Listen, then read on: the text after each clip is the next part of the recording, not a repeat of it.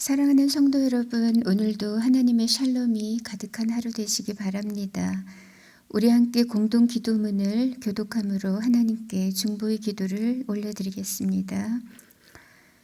마음 모아 샘물의 기도를 하나님께 드리겠습니다. 먼저 우리의 믿음을 고백합니다. 우리의 생명과 구원 되시는 하나님 아버지, 우리의 일상이 주님의 사랑과 세밀한 손길 아래 있음을 고백합니다. 오늘도 마음 다해 주님을 사랑하고 힘을 다해 주의 뜻을 행하는 믿음의 걸음을 걷게 하소서. 나라를 위해 기도합니다. 이 나라를 세우시고 위기 때마다 도우신 하나님, 국민들을 코로나로부터 보호하시고 나라의 안위를 지켜주소서. 경제 상황이 안정되게 하시고 일터를 지켜주시며 평화로운 일상이 회복되게 하소서. 성경의 가치에 부합한 법률과 제도와 문화가 이 땅에 세워지게 하시고 북녘 땅에 신음하는 주의 백성들을 보살펴 주소서. 교회와 예배를 위해 기도합니다. 샘물교회가 교회다운 교회, 기도하는 교회가 되게 하소서. 진정한 예배자가 되게 하시고 하나님의 임재를 경험하며 치유와 회복, 헌신의 결단이 있는 예배가 되게 하소서. 모이는 예배에 힘을 내게 하시고 참석할 수 있는 여건을 허락하소서. 담임 목사님과 교역자들에게 성령의 능력과 지혜를 더해 주소서.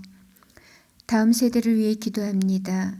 샘물의 자녀들이 하나님을 경외하는 믿음의 세대가 되게 하소서. 주일의 모임 가운데 건강과 안전을 지켜주소서. 주일학교와 청년들의 여러 행사가 지혜롭게 준비되어 유익한 신앙훈련이 되게 하소서. 청년들의 진로를 열어주시고 교회와 나라의 기둥 같은 일꾼들로 준비되게 하소서. 목장을 위해 기도합니다. 참목자 되시는 주님, 샘물의 목장의 따뜻함과 기쁨이 넘치게 하시고 서로 무난하고 섬기는 영적 가족이 되게 하소서. 목자들의 영육을 강건하게 하시고 모든 필요를 채워주시며 힘들고 지칠 때 주님의 위로가 함께 하소서.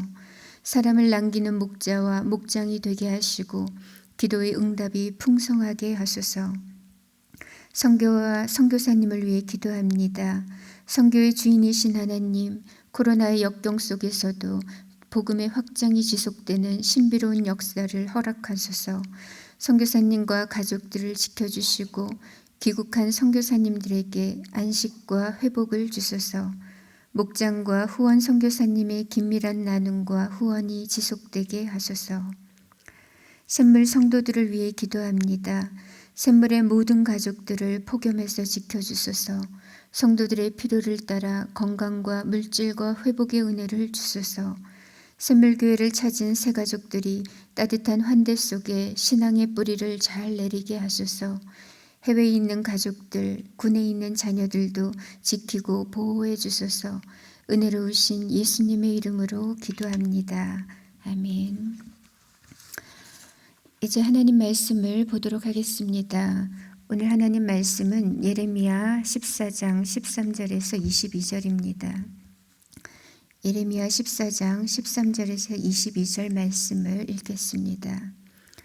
이에 내가 말하되 슬프도소이다 주 여호와여 보시옵소서. 선지자들이 그들에게 이르기를 너희가 칼을 보지 아니하겠고 기근은 너희에게 이르지 아니할 것이라. 내가 이곳에서 너희에게 확실한 평강을 주리라 하나이다.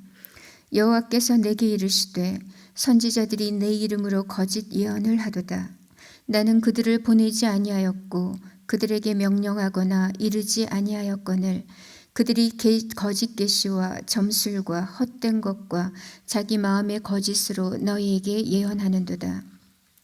그러므로 내가 보내지 아니하였어도 내 이름으로 예언하여 이르기를 칼과 기근이 이 땅에 이르지 아니하리라 하는 선지자들에 대하여 여호와께서 이와 같이 말씀하셨노라.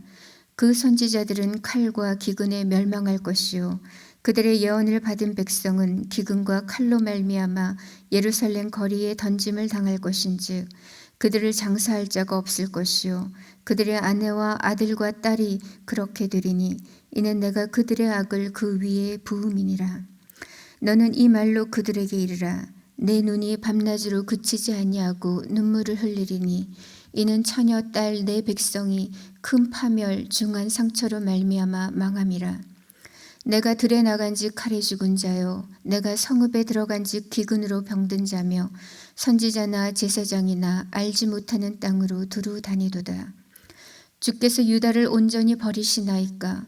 주의 심령이 시온을 싫어하시나이까? 어찌하여 우리를 치시고 치료하지 아니하시나이까? 우리가 평강을 바라도 좋은 것이 없고 치료받기를 기다리나 두려움만 보나이다. 여호와여, 우리의 악과 우리 조상의 죄악을 인정하나이다. 우리가 주께 범죄하였나이다. 주의 이름을 위하여 우리를 미워하지 마옵소서. 주의 영광의 보좌를 욕되게 마옵소서. 주께서 우리와 세우신 언약을 기억하시고 패하지 마옵소서.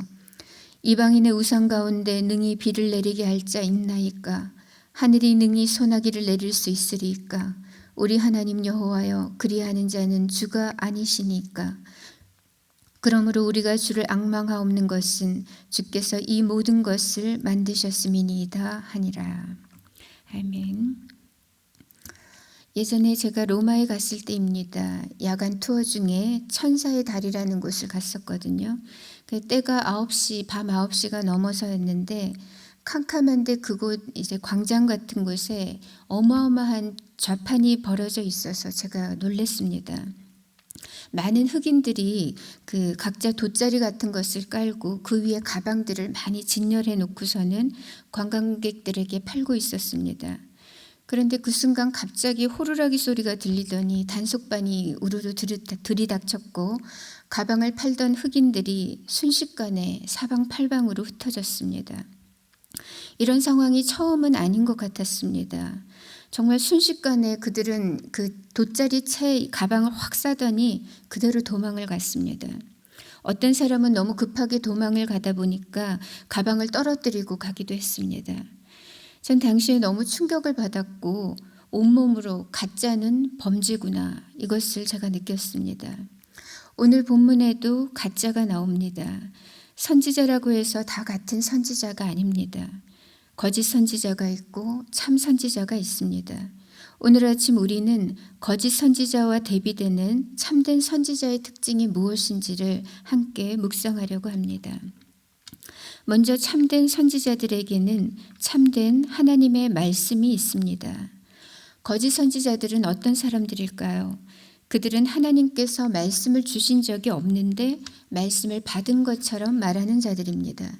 하나님의 이름을 빙자해서 거짓으로 꾸며서 예언하는 자들입니다. 그러므로 그들이 전했던 내용들은 실제로는 하나님의 말씀과는 정반대였습니다. 하나님께서는 유다의 죄악 때문에 그들이 장차 칼과 기근에 멸망할 것이라고 하셨습니다. 하지만 거짓 선지자들은 이 땅에는 전쟁도 없을 것이고 기근도 없을 것이며 하나님께서 확실한 평강을 주신다고 했다고 그렇게 말했습니다. 문제는 그 내용뿐만이 아니었습니다. 그들이 사용했던 예언의 방법이 또한 가관입니다. 그들은 하나님의 말씀을 받는다고 하면서 어떤 방법을 사용했냐면 거짓된 환상과 허황된 점괘를 사용했다고 했습니다. 그리고는 마음대로 조작한 내용을 거짓으로 예언했습니다. 참된 하나님의 사람인가 아닌가를 보려면 그 내용과 함께 그 방법도 성경적인지 아닌지를 보아야 합니다. 하나님은 결코 불의한 방법이나 마귀의 방법을 사용하지 않으십니다. 하나님께서는 거짓 선지자들에 대하여 나는 이들을 보낸 적도 없고 내 말을 그들의 입에 넣어준 적도 없다고 팔적디십니다. 그러시면서 거짓 선지자들과 이들의 예언을 받아들여서 추종했던 이 백성들 모두를 멸하시겠다고 하셨습니다. 우리가 사는 이 시대는 예레미야의 때와 같이 미혹의 영과 거짓 선지자가 만연한 때입니다. 그러므로 우리는 마지막 때가 될수록 영들을 다 믿어서는 안 되고 말씀을 통하여 오직 영들이 하나님께 속하였나 아닌가를 분별해야 하는 거죠. 참된 선지자란 단지 듣기 좋은 말을 하는 자가 아닙니다. 평안의 말만을 전하는 자가 아닙니다. 하나님의 선지자는 하나님께서 주신 말씀을 가감없이 전하는 자입니다. 거짓 선지자들의 말은 듣기에 너무나 달콤했습니다. 전쟁도 기근도 없는 영원한 평강을 말했으니까요. 그러나 문제는 그들의 말이 하나님께로부터 온 참된 메시지가 아니었다는 사실입니다. 만약에 예레미야가 하나님의 말씀이 아니라 사람들이 듣고 싶어하는 말들을 했었다면 미움받을 이유가 없었을 겁니다. 협박당할 이유도 없고 살해당할 위협도 받지 않았을 겁니다. 예레미야는 사람들이 원치 않는 말, 또 듣기 싫어하는 말일지라도 하나님의 말씀이라면 그대로 전했습니다. 참된 선지자란 자신의 좋고 싫음을 떠나서 하나님이 주시는 말씀을 하나님의 방법대로 진실하게 전하는 자입니다. 두 번째 참된 선지자의 특징은 하나님과의 친밀함이 있습니다. 그들은 성령의 교통하심을 누리고 하나님과의 인격적 교제를 누리는 자들입니다. 거짓 선지자들은 왜 하나님께서 주시지도 않은 그 말들을 꾸며내어서 전했을까요? 왜냐하면 그들은 직업으로 일했기 때문입니다. 포지션은 선지자였지만 하나님의 영이 아니라 인간적인 일로서 일했기 때문입니다. 그러나 참된 하나님의 종은 성령으로 일합니다. 성령으로 사역하지 않으면 하나님과 온전히 동력할 수 없습니다.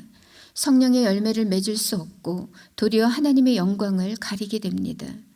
거짓 선지자들에겐 결정적으로 하나님과의 내밀하고 인격적이며 친밀한 영적 교제가 없었습니다. 하나님의 말씀도 없었고 하나님과의 사귐도 없었기 때문에 그들은 하나님의 뜻에 대해서 무지할 수밖에 없었습니다. 하나님에 대한 지식이 없으면 사람의 지식으로 말하게 됩니다. 하나님을 두려워하지 않으면 결국 사람을 두려워하게 되고 사람을 두려워하면 사람이 듣고 싶어하는 말, 사람들이 혹하는 말, 사람의 인기에 영합하는 말, 사람의 귀를 즐겁게 하는 말을 하게 됩니다. 그러나 신실한 하나님의 종 바울은 갈라디아서 1장 10절에서 이제 내가 사람들에게 좋게 하랴, 하나님께 좋게 하랴, 사람들에게 기쁨을 구하랴, 내가 지금까지 사람들의 기쁨을 구하였다면 그리스도의 종이 아니니라고 말했습니다.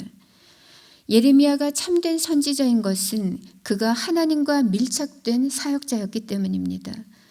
엄청난 고뇌와 아픔 속에서도 끝까지 신실하게 그의 사역을 감당할 수 있었던 것은 하나님께서 언제나 가까이 계셨기 때문입니다. 하나님께서 예레미야 바로 곁에 서셔서 늘 말씀해 주시고 오늘을 버텨낼 수 있는 힘을 공급하셨기 때문입니다. 말씀을 전하고 싶지 않을 때에도 사람들의 적대적인 공격 앞에서도 예레미야는 하나님과의 친밀한 교제에서 오는 하늘의 위로와 능력으로 견딜 수 있었습니다.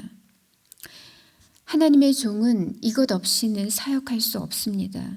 나의 짐이 너무 무거워서 지치고 쓰러지려고 할 때 하나님은 언제나 한 발자국 더 가까이 다가오십니다. 곁에 서셔서 세미한 음성으로 말씀해 주시고 위로하십니다. 때론 급속하게 응답하시기도 하고 때론 직접 나서셔서 원통함을 풀어주기도 하십니다. 마음이 무너져서 하염없이 눈물을 흘릴 때면 괜찮아, 내가 내 곁에 있잖아, 내가 너의 상급이란다, 온유한 자가 결국 땅을 차지하는 법이란다, 이렇게 위로하시고 다시 하나님의 관점으로 볼 수 있게 해주십니다. 그리고는 선으로 악을 이길 수 있는 힘을 주시는 거죠. 성령의 교통하심이 없는 사람, 하나님과의 친밀한 사귐이 없는 선지자는 참된 하나님의 종이 아닙니다. 기라성 같은 사역자들이 또 엄청난 일을 감당했던 주의 종들이 왜 하루아침에 무너지고 변질되고 마는가? 첫째는 그들의 교만과 제약 때문이고 둘째는 하나님과의 이 친밀함을 유지하는 데 실패했기 때문입니다. 예레미야가 끝까지 그가 죽을 때까지 놀라운 하나님의 종으로 쓰임받을 수 있었던 것은 그가 늘 하나님과 밀착된 성령의 사람이었기 때문입니다. 마지막으로 참된 선지자의 특징은 끝없는 중보입니다. 사실 어제 본문에서도 예레미야는 유다의 구원을 위해서 중보하며 기도했었습니다. 하나님, 우리가 타락했고 우리가 범죄했습니다. 이스라엘의 소망이요 구원자시여, 그래도 우리 가운데 계셔주시고 우리를 버리지 마옵소서, 이렇게 기도했습니다. 하지만 하나님은 예레미야의 이 기도에 차갑게 거절하셨습니다. 하나님은 유다의 죄를 기억하셔서 그들을 벌하겠다고 다시 말씀하셨습니다. 그러면서 예레미야에게는 예레미야야 너 그들을 위해서 더 이상 내게 복을 구하지 말아라. 그들이 금식해도 나는 안 들을 것이고 그들이 내게 번제와 소제를 바쳐도 난 받지 않을 것이다. 내가 그들을 칼과 기근과 전염병으로 멸절하고야 말겠다고 하십니다.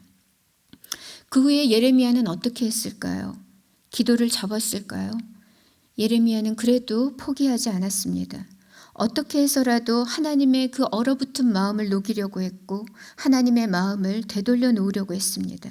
그래서 그는 오늘 본문을 보면 다시 기도하면서 논점의 방향을 살짝 틀고 있습니다. 예레미야가 뭐라고 하냐면 하나님 슬픕니다. 이 백성들이 이렇게 패역하게 된 것은 물론 그들의 죄악 때문이지만 그들의 책임이 큰 것이 사실이지만 칼과 기근이 없다고 평강을 외쳤던 그 거짓 선지자들의 책임도 크지 않겠습니까? 그러니까 이 백성들을 다시 한번 선처해 주시면 좋겠습니다. 라는 그런 의도로 이야기를 합니다. 그러나 그럼에도 불구하고 하나님의 마음은 변하지 않죠. 거짓 예언자들 뿐만 아니라 그 거짓 예언을 받아들였던 백성들까지 심지어는 그 백성들의 자녀들까지도 다 죽게 될 것이라고 말씀하셨습니다. 이쯤 되면 상황이 종료된 겁니다. 포기할 만도 한데 예레미야는 그래도 유다의 미래를 내려놓지 못합니다. 그래서 19절에 그는 또다시 기도하고 있습니다. 19절 보시면 주께서 유다를 온전히 버리시나이까? 주의 심령이 시온을 싫어하시나이까? 어찌하여 우리를 치시고 치료하지 아니하시나이까? 우리가 평강을 바라도 좋은 것이 없고 치료받기를 기다리나 두려움만 보나이다. 여호와여 우리의 악과 우리 조상의 죄악을 인정하나이다. 우리가 주께 범죄하였나이다. 주의 이름을 위하여 우리를 미워하지 마옵소서. 주의 영광의 보좌를 욕되게 마옵소서. 주께서 우리와 세우신 언약을 기억하시고 패하지 마옵소서. 그의 중보는 끝이 없습니다. 이것이 하늘과 땅 사이에 끼어있는 사람, 선지자 예레미야의 마음입니다. 하나님의 심판은 확정되었는데 백성들은 하나님께로 돌이키지 않고 멸망의 참상은 눈앞에 선하고 이러지도 못하고 저러지도 못해서 예레미야는 그래서 울고 있습니다. 그의 눈물에는 두 가지 고통이 섞여 있습니다. 하나님 유다를 심판할 수밖에 없는 의로우신 하나님의 고뇌를 아는 고통이고 또 하나는 파멸을 앞둔 그 동족 유다를 바라보는 비통한 아픔입니다. 예레미야는 사면초가와 같은 현실 앞에서 돌파구 없는 암울함과 비애를 느낍니다. 차라리 모르면 속이라도 편하겠지만 하나님의 심정도 알고 또 유다의 파멸도 아는 입장에서 예레미야는 너무나 힘겨웠습니다. 이 상황에서 그가 선택할 수 있는 것은 둘 중 하나였습니다. 포기하던가 아니면 그래도 하나님의 바짓가랑이를 붙들고 늘어지던가. 결국 예레미야는 후자를 택하게 됩니다. 그는 현실에서 고개를 돌리지 않았습니다. 그 모든 아픔과 슬픔을 고스란히 안고서 끝없이 하나님 앞으로 나아갑니다. 그는 무너진 나라를 끌어안고 눈물로 기도했습니다. 하나님의 거듭된 거절에도 불구하고 그는 중보를 멈추지 않습니다. 신실하신 하나님, 그의 약속과 말씀을 붙들고서 끝없는 중보자로서의 그 사명을 다하고 있습니다. 참된 하나님의 선지자 예레미야에게는 눈물의 기도와 포기를 모르는 사랑과 끝없는 중보가 있었습니다. 오늘 우리는 참 선지자 예레미야를 통하여 완전하고 완벽하신 하나님의 선지자인 예수 그리스도를 보게 됩니다. 예수님은 제2위 성자 하나님이시면서 말씀 그 자체셨습니다. 그는 이 땅에 말씀대로 오셨고 말씀대로 사셨고 말씀으로 이기셨고 말씀에 순종하시다가 마침내 십자가 위에서 하나님의 뜻을 온전히 이루셨습니다. 또한 예수님은 하나님 아버지와 너무나 친밀하셔서 아버지와 나는 하나라고 말씀하셨습니다. 예수님은 성령으로 사셨고 성령으로 일하셨으며 성령으로 승리하셨습니다. 예수님은 마치 스티커처럼 하나님 아버지와 밀착된 삶을 사셨습니다. 하나님 아버지와 너무나 친밀하셨기 때문에 그의 뜻은 곧 아버지의 뜻이었고 그의 말씀은 곧 아버지의 말씀이었습니다.